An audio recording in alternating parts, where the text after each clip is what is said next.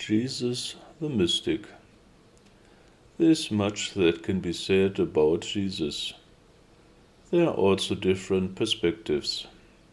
I would like to limit myself here to his nature as a true mystic and share a few thoughts from a spiritual esoteric perspective. If you compare the Old Testament with the New Testament, the teaching of Jesus appears to be the complete opposite of the old teachings. In terms of the spheres here, the Old Testament can be equated with the Saturn sphere and the New Testament with the solar sphere. Saturn is governed by an eye for an eye, the merciless law of karma, while the Sun represents the positive principle of life. Thus, Jesus also appears as the light bringer, the life itself, the healer and miracle performer.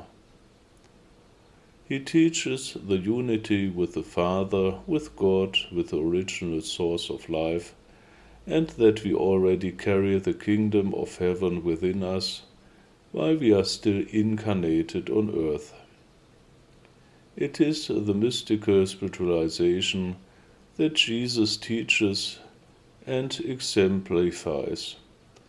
Everything is in God and everything comes from God. Everything is given in the name of God. God is the all-loving Father, the Father of mercy and goodness. Love is the key. It is the sacred duty to love oneself once, as one is, accepting oneself, which enables healing and positive change, and then it is equally the duty to love all fellow human beings and thus find healing in all relationships. Love comes with understanding, compassion, and wisdom. It is an expression of divine oneness.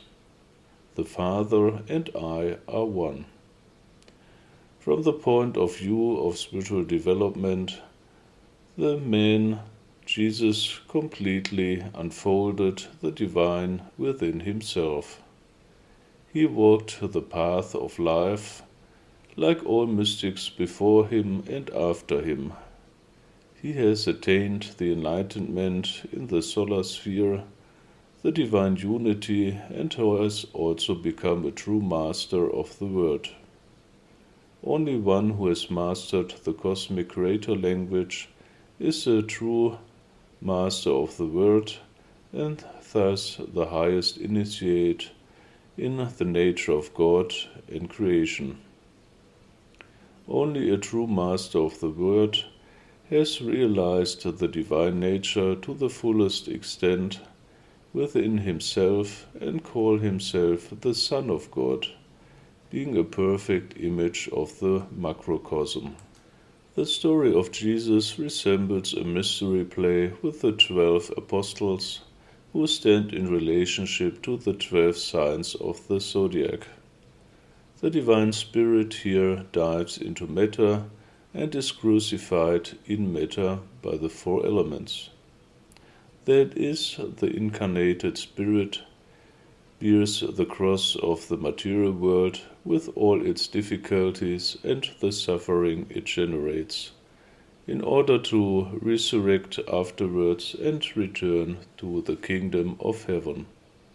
It is, so to speak, a self-sacrifice what the divine spirit commits in order to save the other incarnated souls. If you look at human history, great spiritual teachers incarnate from time to time to give people new spiritual impulses so that they can develop and find their way home to the kingdom of heaven.